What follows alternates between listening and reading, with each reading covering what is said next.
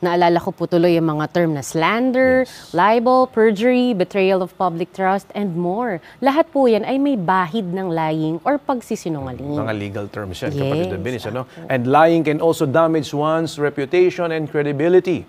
A study conducted by a career builder found that 58% of employers have caught an employee lying on their resume, which could lead to termination or difficulty finding future employment opportunities. Po, kaya po may mga kaso po kasanino na katulad po ng tampering, falsification at iba pa. Lahat po yan ay forms of lying. Kapag ang isang tao po ay nasangkot po dyan, ay nasisira po yung kredibilidad.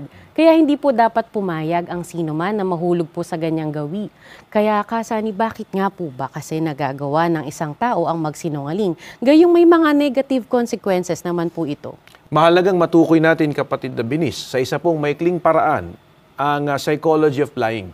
Para kahit paano po ay mabigyan tayo ng ideya, bakit nga po ba ang iba ay nagagawang magsinungaling?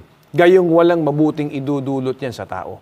Ang ilan po riyan ay upang maprotektahan ng sarili, makaiwas po sa anumang parusa dahil sa mga nagawang pagkakamali o kasalanan, o kaya naman ay sa pagnanais na makapandaya o makapag-take advantage sa iba.